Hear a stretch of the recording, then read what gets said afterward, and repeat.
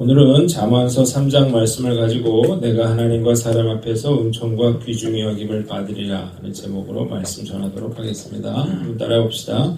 내가 하나님과 사람 앞에서 은총과 귀중히 여김을 받으리라. 내일부터 40일간 우리가 특별 성경 통독 새벽 기도회를 시작하려고 합니다. 우리 작년에 사복음서를 2주 동안 우리가 한 적이 있는데요. 올해는 40일 동안 신약 성경 전체를 한번 우리가 통독 해보려고 합니다. 하나님 믿는 사람이 가장 열심을 내야 될 게 있다면 그것은 우리가 하나님 말씀을 읽는 것입니다. 하나님 말씀을 읽어야만 하나님이 누구인지, 어떤 분인지, 또 내가 누구인지, 나는 무엇을 어떻게 살아야 할지를 우리가 알 수 있기 때문입니다. 그런데 더 놀랍게도 교회마다 성경책을 한 번도 지금까지 신앙생활하면서 한 번도 처음부터 끝까지 읽어보지 못한 그런 성도들이 엄청나게 많다는 사실입니다. 성경을 한 번도 읽어보지 않았기 때문에 하나님에 대해서 모르면서 신앙생활을 하고 있는 거죠. 아무리 제대로 신앙생활을 하려고 해도 아무리 내가 하나님이 어떤 분인지를 알고 싶어도 하나님 말씀을 읽지 않기 때문에 전혀 그것을 알지 못하게 됩니다. 목사는 성도들로 하여금 그 믿음의 자리로 가도록 그렇게 돕는 사람이잖아요.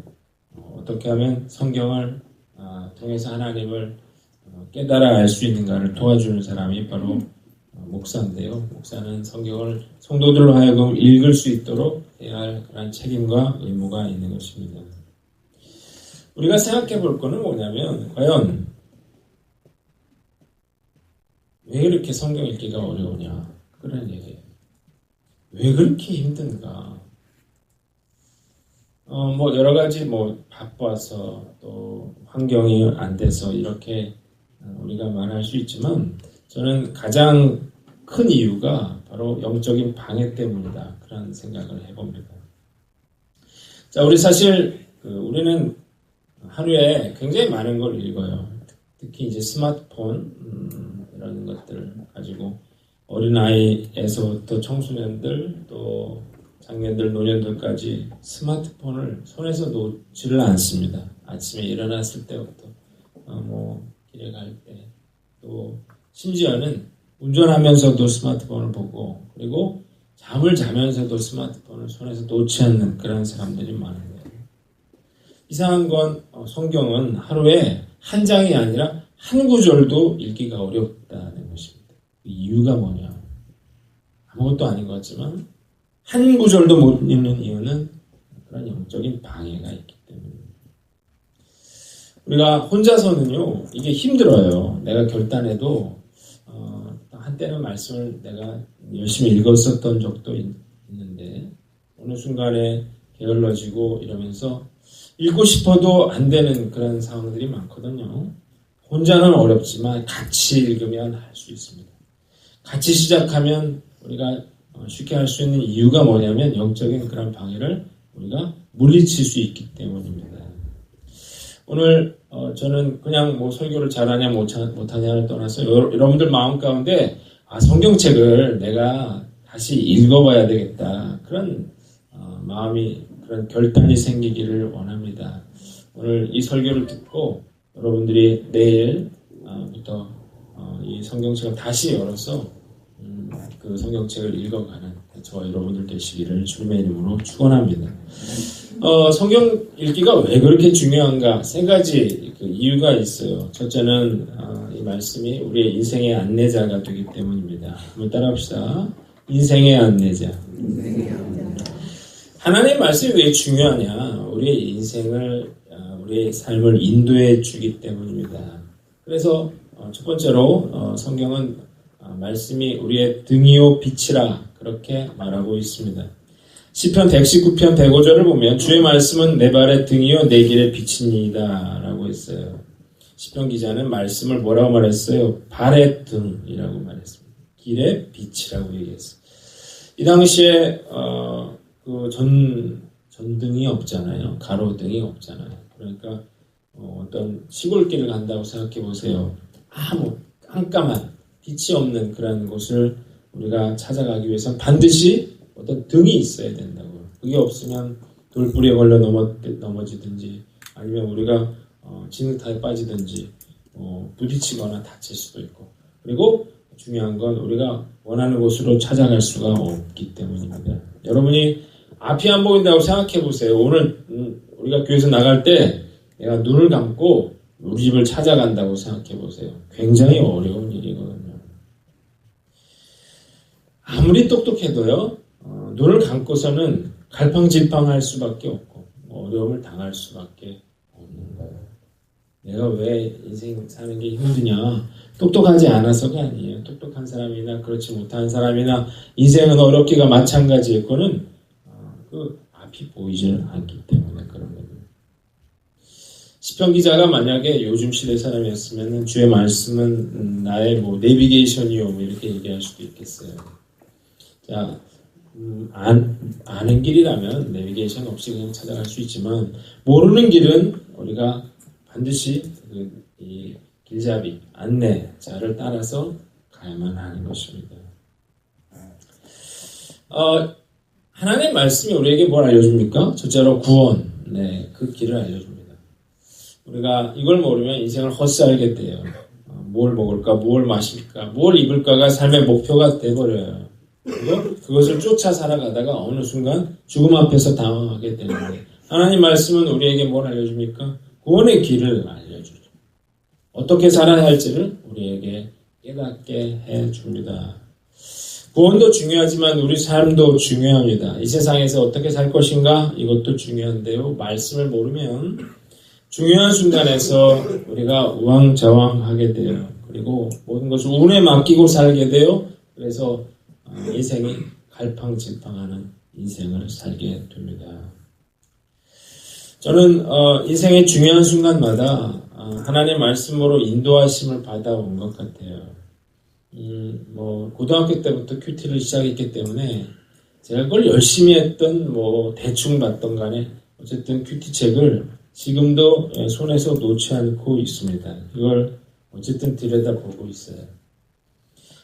그 이유가 뭐냐면 이 하나님의 말씀 가운데 오늘 내가 살아가야 할 그 길이 있기 때문이고 하나님이 나에게 주신 말씀이 있다고 저는 믿기 때문이에요. 저는 성경을요 이렇게 어떤 일이 있을 때 이렇게 쫙 펴가지고 그날 꽂히는 그런 말씀, 이게 나한테 주시는 말씀이다 이렇게 미신적으로 성경을 읽지는 않아요. 그런데 어떤 경우에는 정말 이런 방법으로도 하나님이 응답하시는 경우가 있더라는 얘기를 제가 여러분들에게 드리고 싶습니다. 제가 교회를 개척할 적에 정말 고민했던 게 있어요. 밤잠을 못 자고 고민했던 게 있었는데 그거는 어떤 땅을 살 것인가였어요.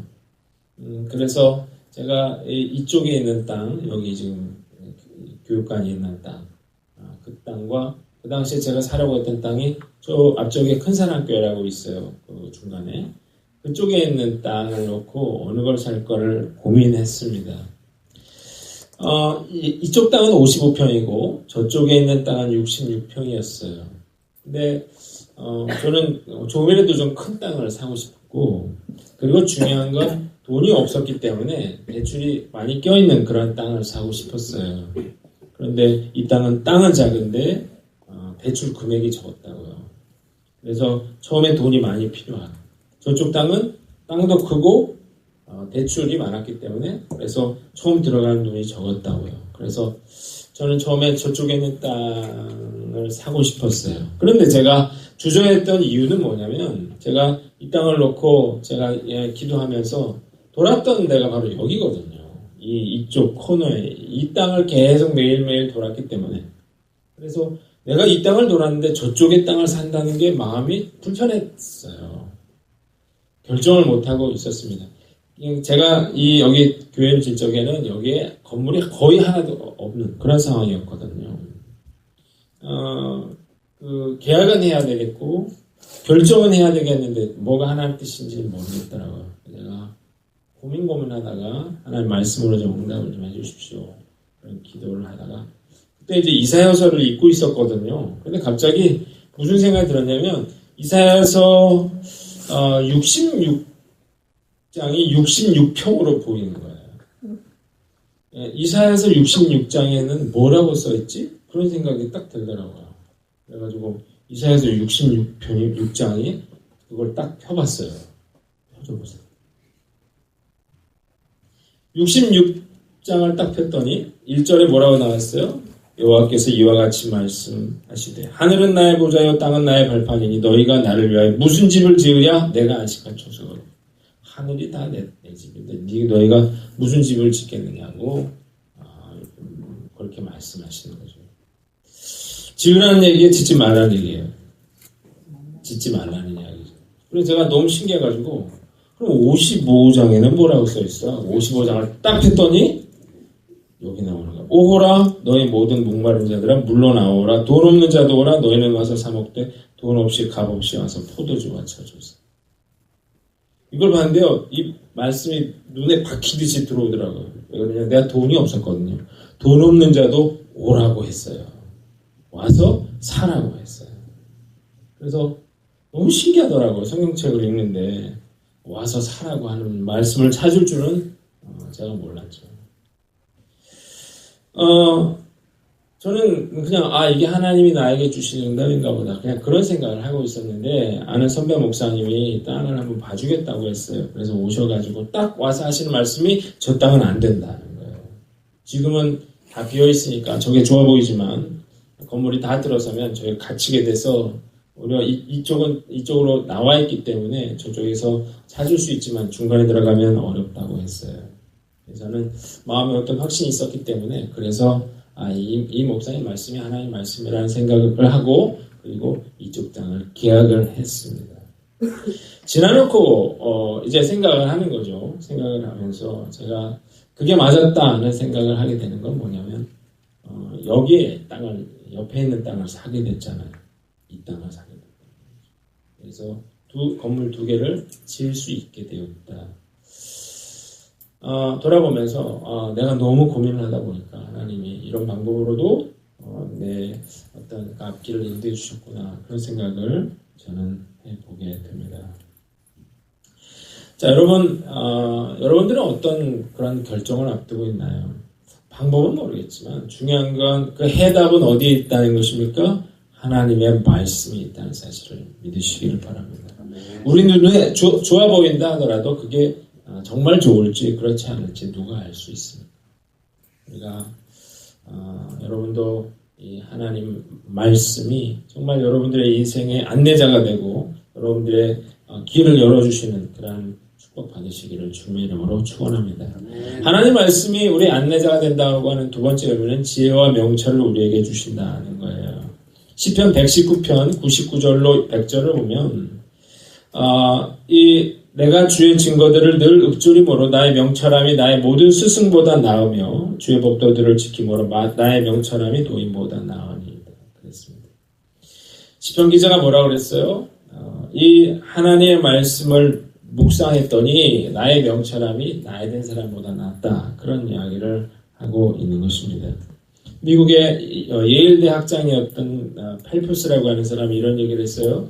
나는 대학 교육의 중요성을 믿는다. 그러나 대학 교육을 받지 않고도 성경 지식을 갖는 것이 성경을 모르고 대학 교육을 받는 것보다 훨씬 더 가치 있다고 나는 확신하게 믿는다. 이런 이야기를 했습니다.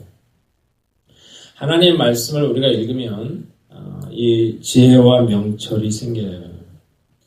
무엇이 진리인지 무엇이 거짓인지를 분별할 수 있게 되고 그리고 이 원수들의 간교한 계략을 얻을 지혜를 얻게 된다고 성경은 이야기하고 있습니다.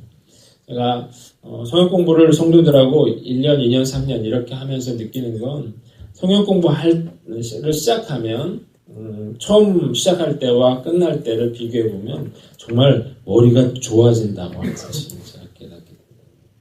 IQ가 검사해 보면 한 20점은 올라갔을 것 같아요.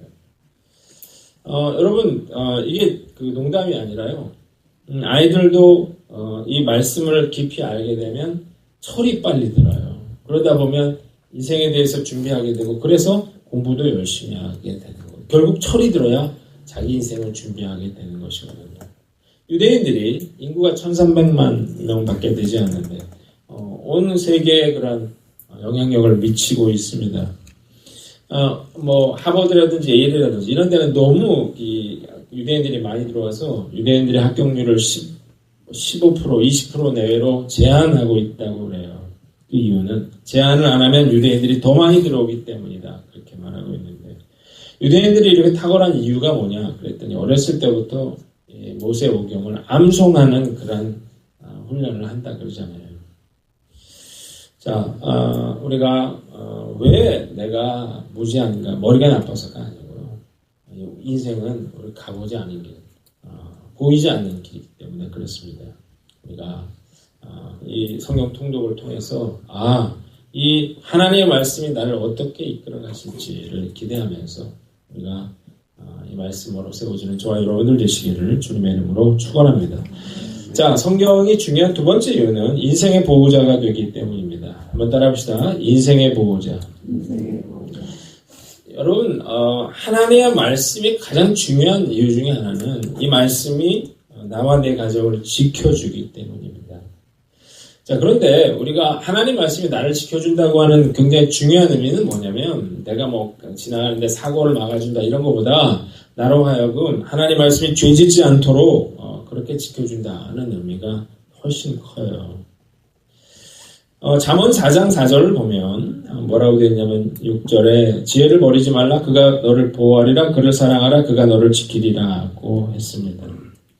자, 인간이 죄인이거든요. 그래서 인간은 죄를 지어요. 그리고 그 죄로 인해서 고통받게 됩니다. 하나님의 말씀은 우리로 하여금 그 죄로부터 우리를 보호해주는 그런 아주 중요한 역할을 우리에게 하고 있는 것입니다. 며칠 전에 그 북한의 김정남 암살 사건을 보면서 제가 참 충격을 받았는데, 고모부도 죽였는데 이번에 자기 이복형까지 이제 살해를 했습니다. 그리고 요즘 숙청한 사람이 수백 명에 달한다 그런 얘기를 했거든요. 근데 제가 예전에 어렸을 때지만 김일성 시대에 어린 마음에 어떤 생각을 했냐면, 김일성이 빨리 죽었으면 좋겠다. 그래서 누가 새로운 사람이 그러면 좀 나아지지 않겠느냐 그런 생각을 했었거든요. 그런데 김일성이 정말 죽었어요. 좀 나아질 줄 알았어요. 근데 김정일이 이제 집권을 하더니 자기 아버지보다 훨씬 악독하게 공포 정치를 행하고 사람들을 죽이고 숙청하고 그렇게 했잖아요. 그래서 생각하기를 김정일이 빨리 죽었으면 좋겠다. 아들이 있다는데 이 아들은 서방에서 교육도 받고 그러니까 좀 달라지지 않겠느냐 그런 기대를 했는데 김정일이 죽었습니다. 그런데 웬걸요? 김정은이 지도자가 되더니 정말 비교할 수 없는 극악무도한 그런 일들을 저지르고 있잖아요. 그래서 저는 이런 기대를 이제 다 접었습니다. 제가 김정은보다 오래 살 수는 없잖아요. 그러면서 느낀 건 과연 그러면 김정남이 지도자가 됐으면 달라졌겠네요. 태영인가요? 그런 사람이 공사라고 하는 사람이 이제 우리나라에 왔잖아요. 그래서 한 이야기가 누가 그 자리에 가든 똑같이 행동할 수밖에 없는 구조다. 그런 이야기를 했습니다. 인간이 내가 누군가를 죽일 수 있는 그런 힘을 갖게 되면요. 그러면 어떤 짓을 할지, 무슨 짓을 할지 정말 알 수 없는 게 바로 인간이고요. 그렇게 행동하는 이유는 뭐예요? 이게 바로 우리 안에 있는 어떤 죄의 속성 때문인 것입니다. 죄로 인해서 우리가 다른 사람에게 고통을 주죠. 그리고 자기 자신도 파멸로 이끌어가는 것, 그게 바로 무서운 죄의 결과라는 사실을 우리는 알아야 됩니다. 죄 짓지 말라는데 죄 짓는 이유는 뭔가? 그 영적 그런 방해가 있기 때문이에요. 아담과 하와 왜 선악과를 따먹고 죄를 졌나요? 뱀이 유혹을 했죠. 자, 지금도 사단이 우리를 향해서 유혹하고 우리를 공격하고 넘어뜨리고 죄짓게 하고 망하게 하려고 혈안이 되어 있다는 사실 우리가 알아야 된다고요. 우리 자녀들을 흔들려고 한다고 하는 사실을 우리가 알아야 된다고. 남편과 아내를 공격하고 있다는 사실을 우리가 알아야 됩니다. 뭘로 막을 수 있나요? 우리가 하나님의 말씀으로만 우리가 그 죄로부터 우리를 보호할 수 있다고 하는 것입니다. 여러분, 하나님 말씀으로 채워지지 않으면 그러면 세상의 것들을 쫓게 되어 있습니다. 결국 그렇게 하다 보면 뭘 먹을까, 뭘 마실까, 뭘 입을까 하다 보면 세상의 즐거움을, 쾌락을 쫓게 되거든요. 자, 그러면 세상적인 그런 음악이라든지 드라마라든지 게임이라든지 쇼핑이라든지 이런 게 마음을 빼앗고 점점 더 자극적인 것들을 찾게 되고 그래서 얼마나 만화라든지 사진이라든지 동영상이라든지 채팅방이라든지 술 취함이라든지 방탕함이라든지 이런 것들을 쫓아가게 되는 거예요. 잠언 7장 22절로 23절에 성경은 이렇게 이야기하고 있습니다. 여러 가지 고운 말로 유혹하며 입술에 호리는 말로 꿰물어 젊은이가 곧 그를 따랐으니 소가 도수장으로 가는 것 같고 미련한 자가 벌을 받으려고 쇠사슬에 매이러 가는 것과 같도다. 빌경은 화살이 그 간을 뚫게 되리라. 새가 빨리 그물로 들어가되 그의 생명을 잃어버릴 줄을 알지 못한 것 같다.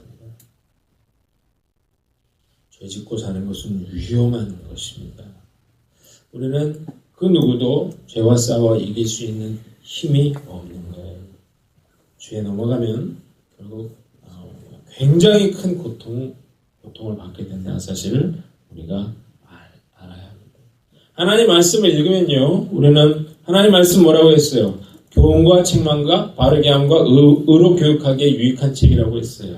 하나님 말씀을 통해서 우리는 우리의 모습을 들여다볼 수 있게 되는 거예요. 엑스레이를 찍으면 그 나오는 것처럼 뭐가 잘못인지 내가 지금 어디로 가고 있는지가 확인이 되는 거거든요. 오늘 우리가 다시 한번 하나님의 말씀을 통해서 내가 죄로부터 나 자신을 지키고 우리 가정을 지키기로 결단하는 저와 여러분들 되시기를 주님의 이름으로 축원합니다. 마지막으로 하나님 말씀이 중요한 세 번째 이유는 이것이 우리에게 인생의 축복을 가져다 주기 때문입니다. 한번 따라합시다. 인생의 축복. 잠언 3장 1절로 4절 오늘 읽은 말씀인데요. 오늘 말씀을 보면 뭐라고 했어요? 내 마음으로 이 법을 지키면 그리하면 이것이 첫 번째 장수와 평강을 누리게 한다고 했습니다. 오래 사는 것, 요즘엔 복이 아닌 것 같지만 이 당시에는 오래 사는 것 굉장히 중요했고요. 지금도 건강하게 오래 사는 것은 큰 복이지요. 자, 중요한 건 우리에게 뭘 준대요? 평강을 더하게 해준다는 거죠. 하나님의 말씀이 나에게 평안을 준다는 거예요. 여러분들 마음 가운데 왜 근심이 있나요? 왜 두려움이 있나요? 왜 걱정이 있나요? 하나님 말씀을 읽지 않아서 그런 거예요. 하나님 말씀을 읽으면 당장 문제가 해결되지는 않아도 우리 마음 가운데 뭐가 있어요? 만족이 있어요. 감사가 있어요. 평안이 있어요. 이건 세상으로부터 받을 수가 있는 게 아니에요. 그러니까 축복이라고 말할 수 있는 거예요. 두 번째는 은총과 귀중히 여김을 받게 된다고 3절 4절에 했어요. 보세요.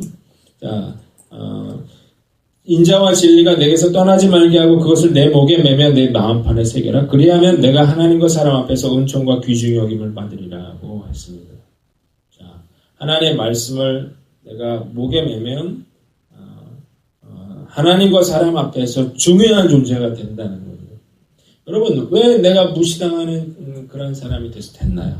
왜 내가 자녀한테 무시받나요? 왜 사람들이 나를 함부로 대하나요? 내 능력이 없어서가 아니에요.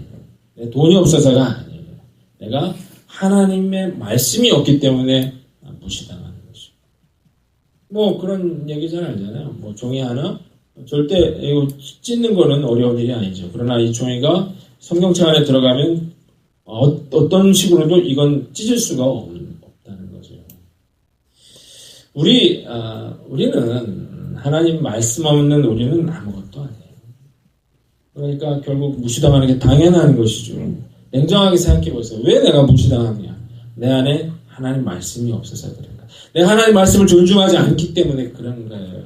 그래서 내가 마음이 힘든 거고 그래서 어려운 것입니다. 하나님 말씀으로 채우세요. 그러면 함부로 대할 수 없습니다. 하나님을 나를 함부로 대하려면 그 사람이 하나님을 함부로 대해야 되는데 하나님을 어떻게 함부로 대하겠어요? 하나님께 인정받는 사람, 당연히 사람에게도 인정받는 것. 이것이 바로 성경은 말씀을 가까이 하는 사람에게 주시는 축복이다. 그렇게 말씀하고 있는 것입니다.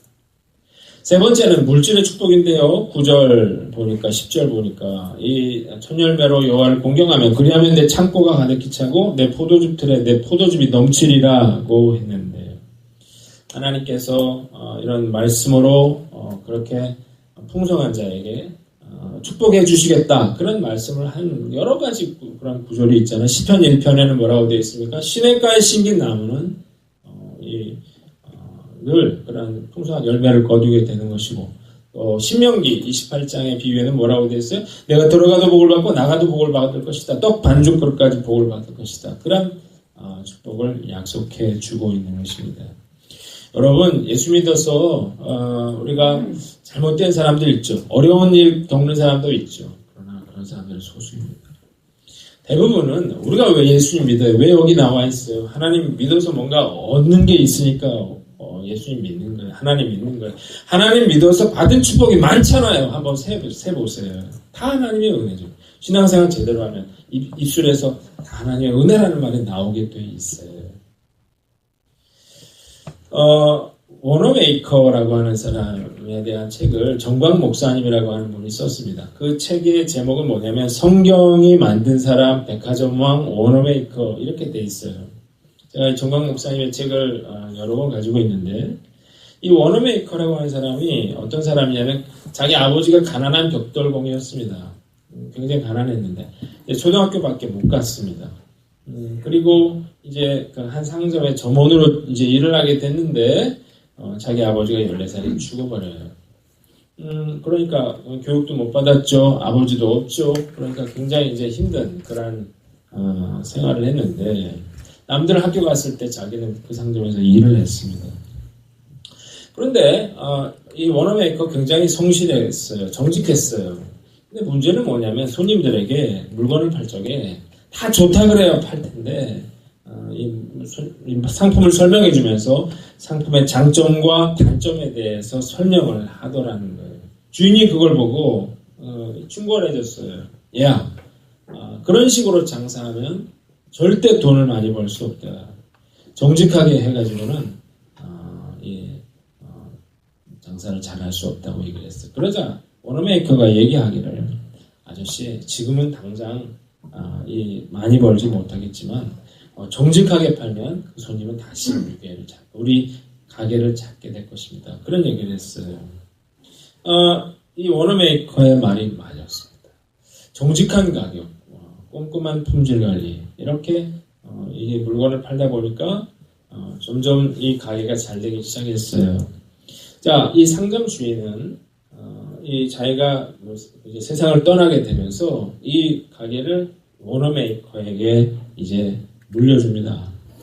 워너메이커는 이 상점을 발판으로 23살 때 남성용 의류 상점을 개설을 하고 31살 때 처음으로 그 뉴욕의 백화점을 이제 세우게 돼요. 이분이 이 백화점을 처음 세운 건 아니지만 이 백화점을 어떻게 운영을 했냐면 현금으로 판매하고 그리고 정가 판매하고 반품 및 환불 보장을 해주겠다. 이런 4대 원칙을 1800년대에 세웠대요. 이건 지금도 백화점에서 지켜지고 있는 그런 거잖아요. 이러면서 이분이 엄청나게 많은 그런 백화점 체인을 운영하는 그런 백화점 왕이라고 불리게 됩니다.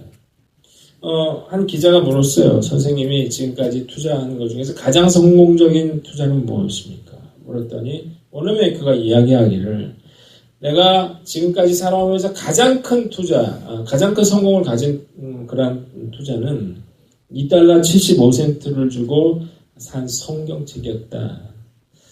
왜냐하면 이 성경이 오늘날의 나를 만들었다. 그런 이야기를 한 거예요.